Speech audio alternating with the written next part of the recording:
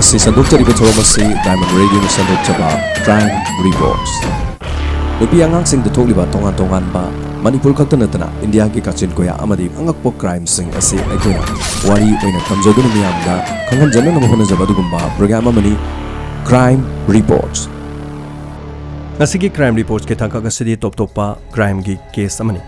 Diamond Radio na khoina honajaba tongan-tongan ba crime singi wari asi puduna miyamda tahanjana ba honajaba da ngasigi tangka gasi tongan ba crime gi case amani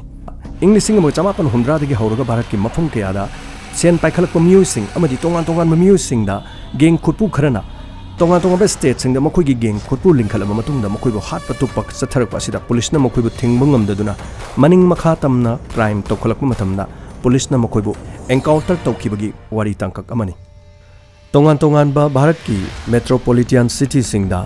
don hairiga khangnaba miyamna mafia gangster kayamarum si masigi macha poklam makoi gi maru oiba makoi gi thodangdi mi hatpa mi faraga ransom tawba loinana thikadar natraga builder natraga senjau paiba company gi mio sing the sen achauba demand tawduna makoi dagi sel loba makoi gi punchi lution basini rajniti gi lamda leiba mioi kaya basu makoi na haiba yadrabadi adumak makoi na hatpa tu pagi thabak sing asi chatharam ngasigi tangka gasida tangka ama pudunu lakchari english sing amaga chamapan maudraga tare 1997 matam masida sapong lakhiba adugumlaba mafia don amagi wari mahaki maming Sri Prakash Shukla miyoi asi Uttar Pradesh ta yamna masa maring phanna Uttar Pradesh ki lebak asida mahakna aning ba tawduna mahakna haningba mi mahakna phaningba mi matam ama hekta da mahaki geng khutpu asina adumak hat pangamlam matam adu da police station sing da police ki mapangal asi khara solami yamna mapangal lereba khulai sing 9mm pistol amadi AK-47 rifle na sing ba sizinaduna mi hat patupa da yam sizinarami tikadar amada Prakash Shukla na pondorami oi akhuna langjalo haiba sen dunang langaba karigomba akhuna haiba sel sinang pi da targadi akhuna kari torkani khangra matamadu da thikadar adun hairami Shukla bhai aikhu yam kana langsili paisa se imung manung gi awaba khudong chada ba khara thokpa maramna adom na haiba lupa crore ama pi ba haiba dudi khoi da hojok yamna wari paisa se khoi yam kana langsili na khoi gi mung waba wada ba khangde na yum yon tho nangi karbar torbe me abdul yon tho dro lupa crore ama kariguma pidragadi nang asiba hakchang oina nangi nayumda phangba taba matamadu tegara naiki Prakash bhai ai lupa lakh yang khaidi leijare lupa lakh yang khaise hana pirage duga awat pa sempham singse ai soidana ipin hena bkhona jagi oh adu wardi akoina haibam phom du nang lakadabni kogi mi ani ngai dun leirungani mafam adu nang lupa lakh yang khai pigadaba aduga paisa du su yam thuna langsangadabani hapta sigi manung da paisa langsan da tardi nangi na thwaido mangani asumna yamna kihan khanghalaga mioi singdagi makhoina sel silorami amadi karigumba sel piu yadrabadi mioi adu karigumba minungsi amatta yengdana hektamak hatoklam masi khakta natana Uttar Pradesh ki mafam kayada makhoina hariba thabak sing asida yaraktaba amadi yelakpa singda makhoina mafam kayada makhoina hatpagi thabak chatharam geng khutpu ase yamna maming sakhalami Sri Prakash Shukla haikragadi Uttar Pradesh ta leiba miyam punamak thak niglam asiguma talak asida mafam madu da leiba police department kok yamna sarami home ministry gi miyoi ama laktuna police ki achauba miyoi singda hairami nakhoina mafam masida police ki thabak tawri ne tawri sikarin karishuna tab geng macha amabu nakhoina faraga makhoibu warak wati mangamdragadi karino tawduse haujik akhoi lebak sida karimta chakho thorangi thabam ta paikhat pangamdre khabar singda akbar singda yaurba se makhoi gi wari ngakta ngairi nakoi police oi lera kedodin nakoi hujik kari darka lege nakoi gi awat padu hayo makoi singa se khoina control to ngamdrabadi leibak ase karamna panga doribano matamadu da police officer am hairam sir akhoi gi police ta piriba 303 rifle asiga akhoi da piriba jeep siga chanadre makoi dana gari ayang bakar makhutana 9mm pistol loinana yamna sophisticated oiba AK-47 rifle phawba makoina pairaga sijanabana akhoi gi nongmai siga makoi gi lamba tongnaba matamda yamna khudong chadre amade akhoi gi police sing ase yamna hairiba sigumba lalong asida train toba police commando gumba natragadi masi sijanaba silugadore pare na khoi gi wase ai center da khanage haugi no khoina togodaba se makoina makata na sigumba thabak sing ase torokna bo honaba akhoi na thingna bo honagadabani leibak se leibe yadre akhoi ne sarkar se kondunu phang kondunu leibe yaro idori ꯃꯈꯣꯏꯁꯤꯡ ꯑꯁꯤ ꯊꯤꯡꯍꯧꯗ꯭ꯔꯕ ꯇꯥꯔꯕꯗꯤ ꯑꯩꯈꯣꯏ ꯃꯤꯆꯝ ꯄ꯭ꯔꯖꯥꯒꯤ ꯄꯨꯟꯁꯤ ꯉꯥꯛꯄ ꯉꯝꯃꯣꯏꯗꯧꯔꯤꯅꯦ ꯂꯣꯏꯅꯅ ꯄꯨꯂꯤꯁꯅ ꯑꯊꯨꯕ ꯃꯇꯝꯗ ꯃꯈꯣꯏꯒꯤ ꯃꯊꯛꯇ ꯃꯈꯣꯏꯕꯨ ꯊꯤꯡꯅꯅꯕꯒꯤꯗꯃꯛ ꯍꯦꯛꯇꯃꯛ ꯊꯕꯛ ꯄꯥꯏꯈꯠꯄ ꯍꯥꯏꯕꯗꯨꯗꯤ ꯉꯝꯂꯝꯗꯦ ꯃꯃꯤꯡ ꯆꯠꯂꯕ ꯃꯥꯐꯤꯌꯥ ꯗꯣꯟ ꯁ꯭ꯔꯤ ꯄ꯭ꯔꯀꯥꯁ ꯁꯨꯀꯂꯥ ꯍꯥꯏꯔꯤꯕ ꯃꯤꯑꯣꯏ ꯑꯁꯤ ꯃꯍꯥꯛꯀꯤ ꯃꯁꯛꯁꯤꯁꯨ ꯑꯌꯥꯝꯕꯅ ꯈꯪꯂꯝꯗꯦ ꯃꯍꯥꯛꯀꯤ ꯃꯁꯛꯇꯤ ꯂꯣꯠꯇꯨꯅ ꯂꯩꯔꯒ ꯃꯍꯥꯛꯅ ꯇꯧꯔꯤꯕ ꯊꯕꯛꯁꯤꯡ ꯑꯁꯤꯅ ꯃꯃꯤꯡ ꯑꯗꯨꯛꯀꯤ ꯃꯇꯤꯛ ꯆꯠꯂꯝꯃꯤ ꯇꯁꯦꯡꯅ ꯍꯥꯏꯔꯕꯗ ꯄꯨꯂꯤꯁ ꯂꯩꯔꯤꯕꯁꯤꯡ ꯑꯁꯤꯅ ꯁꯨꯀꯂꯥ ꯊꯦꯡꯅꯒꯅꯤ ꯍꯥꯏꯕꯗ ꯐꯥꯎꯕ ꯍꯨꯃꯥꯡ ꯑꯅꯞꯄꯤ ꯀꯥꯔꯝꯃꯤ ꯌꯥꯝꯅ ꯀꯤꯔꯝꯃꯤ ꯅꯣꯡꯃ ꯂꯝꯕꯤꯗ ꯄꯨꯂꯤꯁ ꯈꯔꯅ ꯆꯦꯛ ꯇꯧꯈꯤ ꯆꯦꯛ ꯇꯧꯕꯗꯨꯗ ꯀꯥꯔ ꯑꯃꯈꯛ ꯈꯥꯝꯈꯤ ꯄꯨꯂꯤꯁꯇꯨꯅ ꯒꯥꯔꯤ ꯃꯅꯨꯡꯗ ꯂꯩꯔꯤꯕ ꯃꯤꯁꯤꯡꯗ ꯍꯥꯏꯈꯤ ꯅꯈꯣꯏ ꯆꯦ ꯆꯥꯡ ꯄꯨꯊꯣꯔꯛꯑꯣ ꯒꯥꯔꯤꯒꯤ ꯆꯦ ꯆꯥꯡ ꯑꯝꯇ ꯌꯦꯡꯒꯦ ꯃꯇꯝ ꯑꯗꯨꯗ ꯒꯥꯔꯤ ꯑꯗꯨꯒꯤ ꯃꯃꯥꯡꯗ ꯐꯝꯂꯤꯕꯗꯨ ꯁꯨꯀꯂꯥꯅꯤ ꯍꯥꯏꯕꯁꯤ ꯄꯨꯂꯤꯁꯀꯤ ꯃꯤ ꯑꯗꯨꯅ ꯈꯪꯈꯤꯗꯦ ꯕꯦꯛꯇꯨ ꯆꯦꯟ ꯍꯥꯡꯇꯣꯛꯂꯝꯃꯤ ꯑꯃꯗꯤ ꯕꯦꯛꯇꯨꯒꯤ ꯃꯅꯨꯡꯗꯒꯤ AK-47 ꯁꯠꯇꯣꯛꯂꯒ ꯑꯩꯒꯤ ꯀꯥꯔꯠꯁꯤꯗ ꯂꯩꯔꯦ ꯌꯦꯡꯈꯤꯗ꯭ꯔꯣ ꯁꯤ ꯂꯣꯏ ꯍꯥꯡꯗꯣꯛꯆꯔꯣ ꯍꯥꯏꯕ꯭ꯔꯣ ꯅꯠꯇ꯭ꯔꯒ ꯁꯤꯗꯒꯤ ꯃꯔꯨ ꯀꯃꯥꯏꯅ ꯊꯣꯛꯏꯗꯣ ꯇꯥꯛꯈꯣ ꯍꯥꯏꯕ꯭ꯔꯣ ꯅꯣꯏ ꯄꯨꯂꯤꯁ ꯅꯣꯏ ꯁꯤ ꯎꯖꯔꯕꯣ ꯃꯇꯝ ꯑꯗꯨꯗ ꯄꯨꯂꯤꯁꯅ ꯌꯥꯔꯦ ꯆꯠꯄꯤꯔꯣ ꯈꯤꯇꯪ ꯊꯨꯅ ꯆꯠꯄꯤꯔꯣ ꯑꯁꯣꯝꯅ ꯄꯨꯂꯤꯁ ꯐꯥꯎꯕ ꯀꯤꯗꯨꯅ ꯆꯦꯛ ꯇꯧꯕ ꯑꯗꯨꯗꯒꯤ ꯄ꯭ꯔꯀꯥꯁ ꯁꯨꯀꯂꯥꯕꯨ ꯊꯥꯗꯣꯛꯈꯤꯔꯝꯃꯤ ꯃꯍꯥꯛ ꯆꯠꯈ꯭ꯔꯕ ꯃꯇꯨꯡꯗ ꯄꯨꯂꯤꯁ ꯑꯗꯨꯅ ꯃꯍꯥꯛꯀꯤ ꯔꯨꯃꯥꯜ ꯂꯧꯊꯣꯛꯇꯨꯅ ꯇꯨꯄꯤ ꯂꯧꯊꯣꯛꯂꯒ ꯃꯃꯥꯏ ꯇꯩꯊꯣꯛꯂꯝꯃꯤ ꯌꯥꯝꯅ ꯀꯤꯔꯝꯃꯤ ꯄ꯭ꯔꯀꯥꯁ ꯁꯨꯀꯂꯥ ꯑꯁꯨꯝꯅ ꯃꯍꯥꯛꯀꯤ ꯐꯣꯇꯣꯗ ꯃꯍꯥꯛꯄꯨ ꯊꯤꯕ ꯍꯨꯝꯕ ꯇꯧꯒꯗꯕꯁꯨ ꯃꯍꯥꯛꯀꯤ ꯐꯣꯇꯣ ꯑꯃꯠꯇ ꯐꯪꯂꯝꯗꯦ ꯎꯠꯇꯔ ꯄ꯭ꯔꯗꯦꯁ ꯍꯥꯏꯔꯤꯕ ꯁ꯭ꯇꯦꯠ ꯑꯁꯤꯗ ꯁ꯭ꯔꯤ ꯄ꯭ꯔꯀꯥꯁ ꯁꯨꯀꯂꯥ ꯍꯥꯏꯔꯤꯕꯁꯤꯅ ꯃꯊꯛ ꯃꯈꯥ ꯑꯣꯟꯅꯤꯡꯕ ꯃꯇꯝꯗ ꯑꯣꯟꯕ ꯉꯝꯂꯝꯃꯤ ꯃꯇꯝ ꯑꯗꯨꯗ ꯆꯤꯐ ꯃꯤꯅꯤꯁꯇꯔ ꯑꯣꯏꯅ ꯀꯂꯌꯥꯟ ꯁꯤꯡꯅ ꯄꯥꯟꯕ ꯃꯇꯝꯅꯤ ꯃꯍꯥꯛꯅ ꯀꯌꯥꯃꯨꯛ ꯌꯥꯝꯅ ꯉꯝꯕꯒꯦ ꯍꯥꯏꯕꯕꯨ ꯄꯣꯂꯤꯇꯤꯀꯦꯜꯒꯤ ꯈꯨꯗꯣꯡꯆꯥꯕ ꯂꯧꯅꯅꯕꯒꯤ ꯍꯣꯠꯅꯕꯗ ꯆꯤꯐ ꯃꯤꯅꯤꯁꯇꯔ ꯑꯣꯏꯔꯤꯕ ꯀꯂꯌꯥꯟ ꯁꯤꯡ ꯐꯥꯎꯕ ꯍꯥꯠꯅꯅꯕꯒꯤ ꯁꯨꯄꯥꯔꯤ ꯐꯥꯎꯕ ꯂꯧꯔꯝꯕ ꯃꯤꯑꯣꯏ ꯑꯃꯅꯤ ꯑꯁꯨꯝꯅ ꯄꯨꯂꯤꯁꯀꯤ ꯇꯤꯝꯅ ꯖꯟꯄꯠ ꯍꯥꯏꯔꯤꯕ ꯃꯐꯝ ꯑꯁꯤꯗ ꯄ꯭ꯔꯀꯥꯁ ꯁꯨꯀꯂꯥ ꯑꯁꯤ ꯁꯝ ꯀꯛꯄ ꯁꯂꯨꯟ ꯑꯃꯗ ꯂꯥꯛꯀꯗꯧꯔꯦ ꯍꯥꯏꯕꯁꯤ ꯄꯥꯎ ꯐꯪꯂꯝꯃꯤ ꯄꯨꯂꯤꯁꯅ ꯃꯈꯣꯏꯕꯨ ꯀꯣꯏꯁꯤꯟꯗꯨꯅ ꯃꯐꯝ ꯑꯗꯨꯗ ꯂꯩꯅꯅꯕꯒꯤꯗꯃꯛꯇ ꯑꯍꯥꯟꯕꯗ ꯍꯥꯏꯔꯝꯃꯤ ꯄꯨꯂꯤꯁꯅ ꯃꯈꯣꯏꯕꯨ ꯑꯦꯟꯀꯥꯎꯟꯇꯔ ꯇꯧꯕ ꯅꯠꯇ꯭ꯔꯒ ꯃꯈꯣꯏꯕꯨ ꯃꯐꯝ ꯑꯗꯨꯗꯒꯤ ꯐꯥꯕ ꯍꯥꯏꯕꯁꯤ ꯆꯞ ꯌꯨꯡꯅ ꯂꯦꯞꯂꯝꯃꯤ ꯁꯝ ꯀꯛꯐꯝ ꯑꯗꯨꯗ ꯂꯥꯛꯄ ꯃꯇꯝꯗ ꯃꯈꯣꯏꯕꯨ ꯐꯥꯅꯅꯕꯒꯤꯗꯃꯛꯇ ꯄꯨꯂꯤꯁꯅ ꯍꯣꯠꯅꯈꯤ ꯑꯗꯨꯕꯨ ꯄꯨꯂꯤꯁꯀꯤ ꯃꯤꯑꯣꯏ ꯑꯃ ꯃꯐꯝ ꯑꯗꯨꯗ ꯃꯈꯣꯏꯅ ꯍꯥꯠꯂꯒ ꯃꯐꯝ ꯑꯗꯨꯗꯒꯤ ꯆꯦꯟꯈꯤꯔꯝꯃꯤ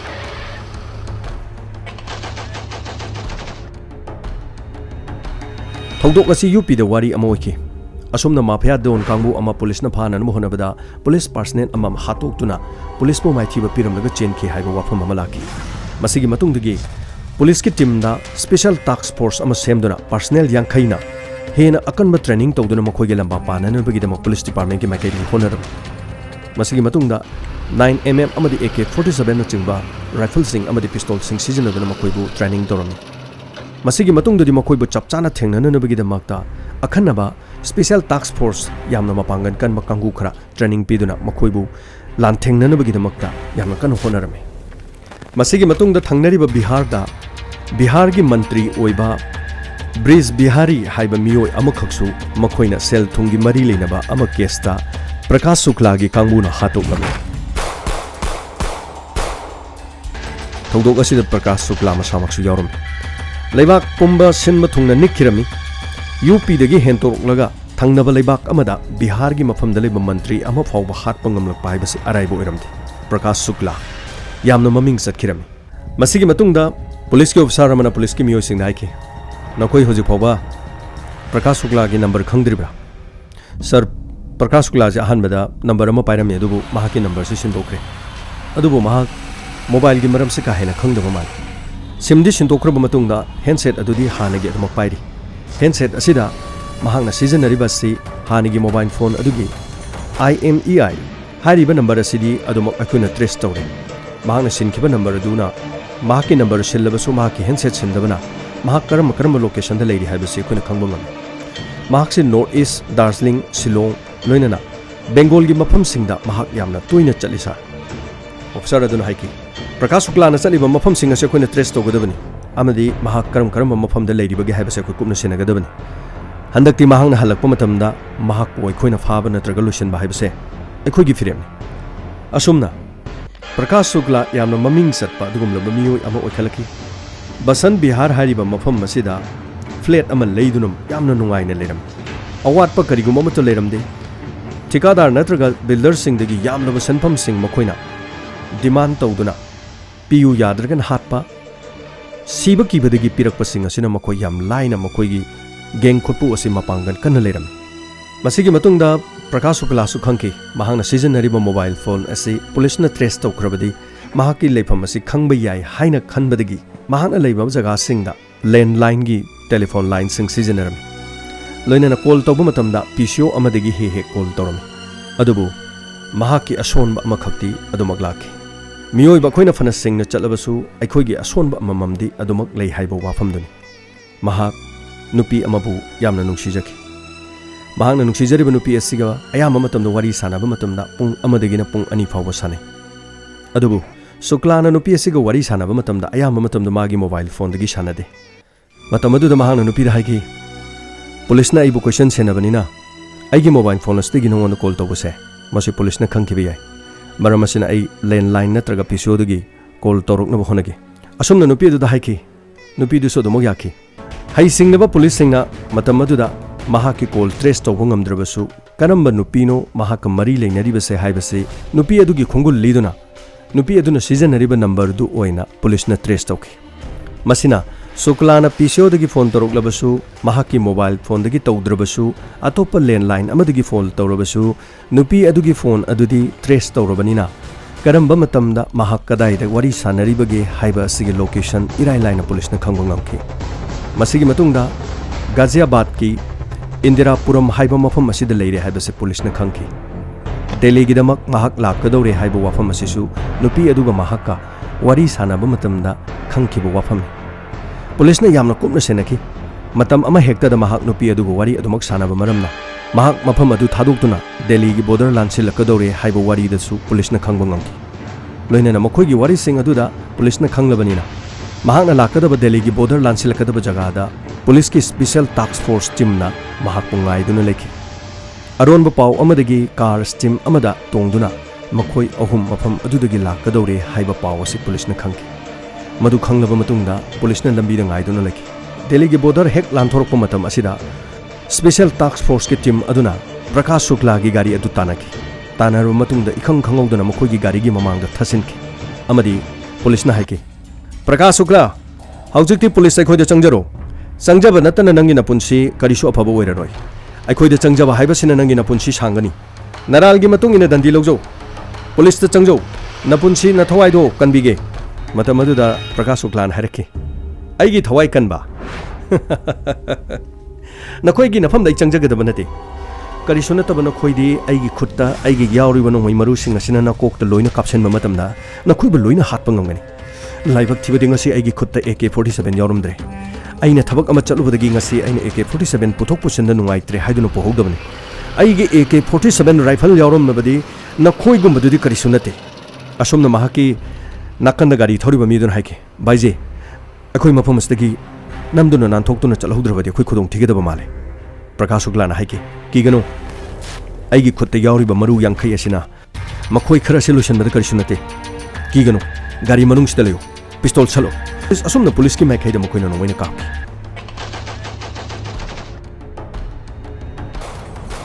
no mai kap loglabani na special task force ki mai digi AK47 amadi 9mm pistol hadiba no mai mayam asina makoi gi gari da atat akham leitena no moina kapsin ki matamadu da Prakash Shukla na haiki nadil leirabadi amamam talamba panase kari gi hural lo na da no moina kaplei nakhoi ga eiga lamba panabada nakhoi matik chade nakhoi gumba kaya kaya ne ina hatuna lakiba police na lauki aujikso matam leiri nakhoi akhoi da changjau natrabadi nakhoi na thoi mangani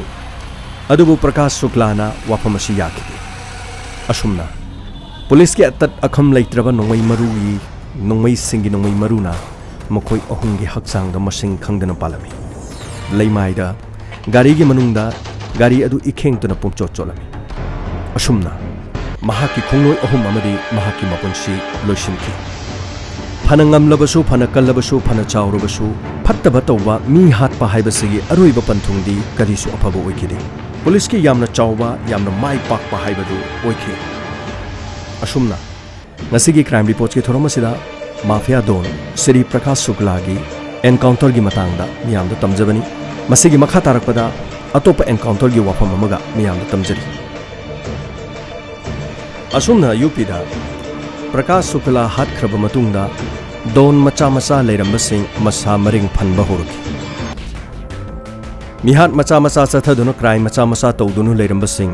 Prakash Sukalagumna afauba don amamam oiningba amadi sel taningbagi wakhalonda don macha macha thorokirame asumna Englishing ani marida pikna leirakhiba adugumlaba don Prakash Sukla gi sikraba matungda Englishing ani maridagidi mapanga yamna kallaba Uttar Pradesh ki mafam asida Ramesh Kalia hairaga khangnaba don amamam thoraki makhoi gi mihat mipun gi thabak su yam hengkhalaki makhoi gi thawong asisu mamangda Prakash Sukla na toromba adugumna tikadar singna builder singna makhoi bu yamna kiram amadi makhoi digi yamlaba senpham sing demand tawduna makhoi na makhoi gi kanaba sing loram ayamana makhoi gi miyeng asi lam gi miyeng do orami kanagumba mafam anida achauba miyoi anina lam gi maram digi naraba lam sing adu madugi case ta makhoi yausilami achum aran thidana miyoi ani du da lam pibagi mahuta lam madu makhoi na oina na bahonarami yadraga hekta hatolami masida yelakpa state amagi MLA amakhaksu lambi da thatlaga makhoina gari khamlaga nongmaina kaptuna gari manungda hatok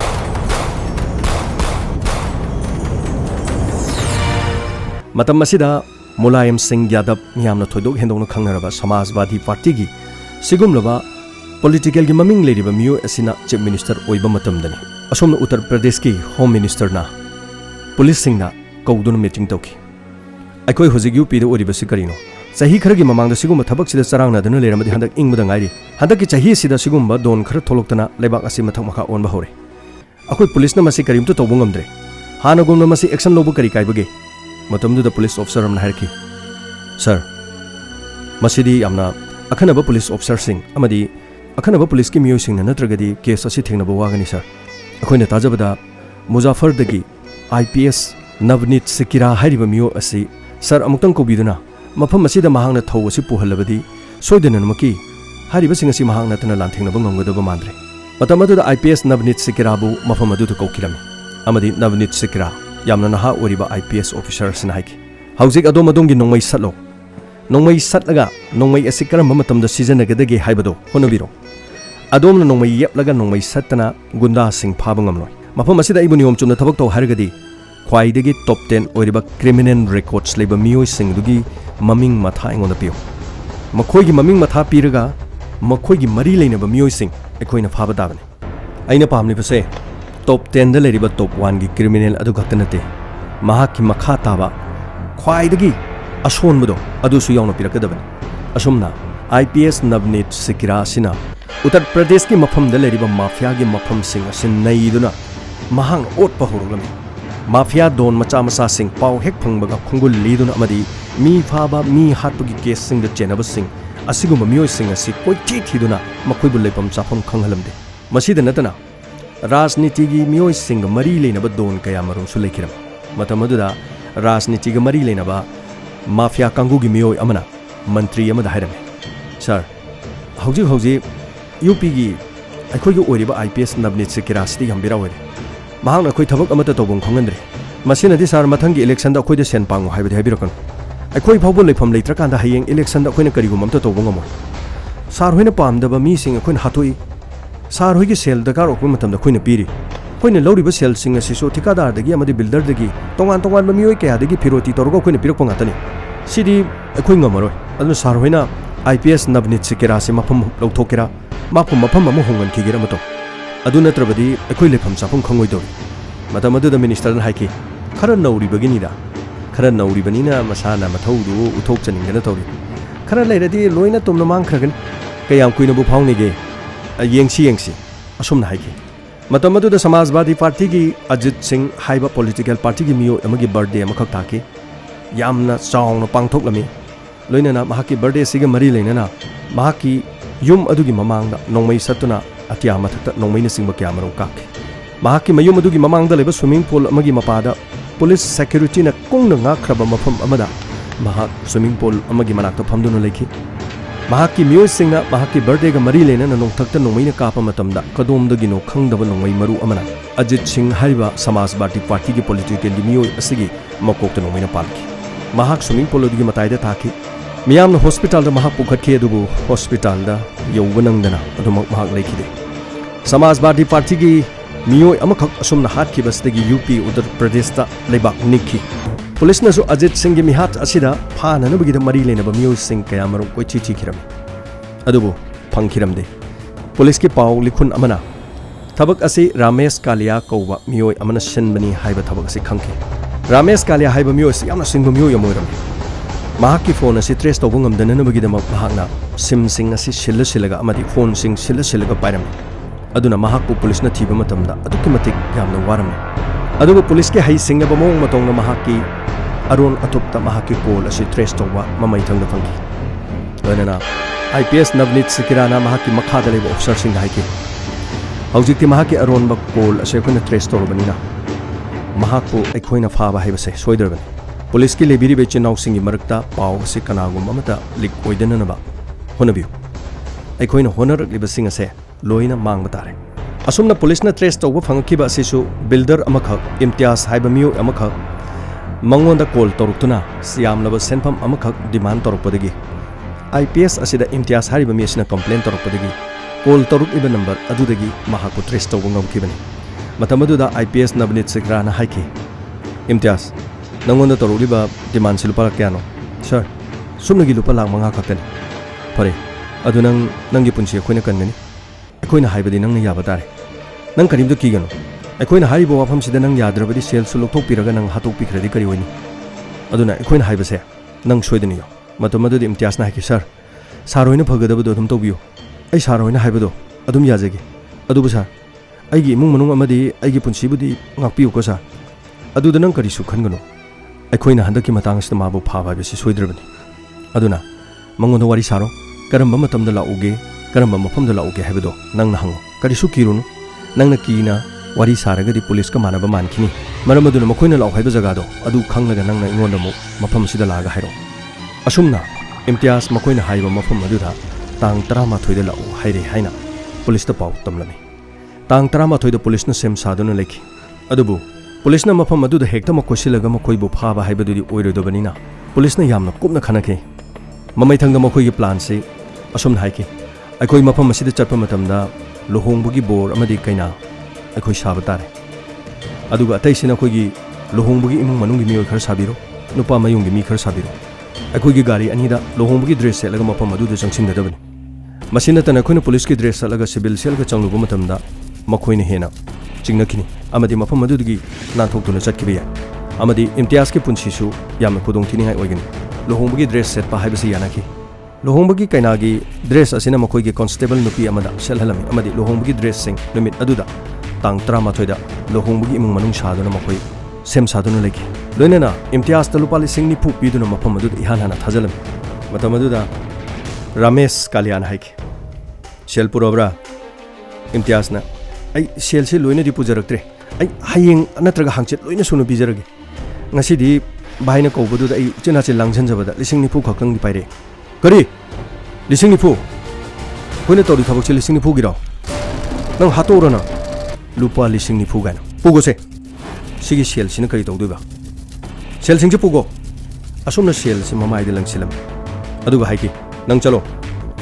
हायेंगमक नंग पैसा पुदुना लाकदबन नयुंगी माल चांग काइगेरा नुपीगी सना लुपा काइगेरा नयुम योनगेरा इंखोल योनगेरा Koyna HYBE लुपा लामंगा दो हायेंग पोरकदबन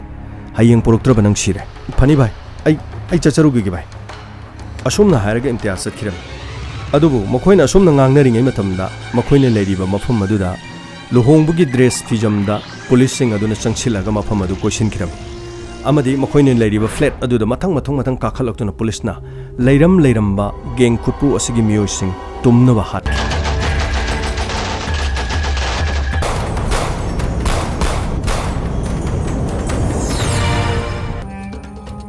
असुमना हापलब मतुंगदा का अदुगी मनुंगदा रमेश कालियादा मखोइना हाइखि नखुता पाइरिबो खुलाइदो थादो नपुनसिदो कनबिगे नरालगी मतुंगिना Naral याजौ असुमना नोंमै सटपा नंगहौद्रबा कालियागी मियोइसिंगदा police की यामलबा मियोइसिंग अदुना अथत अखम लैतना खुलाई थादो यादबा मतुंगदा नोंमैना कापसिनखि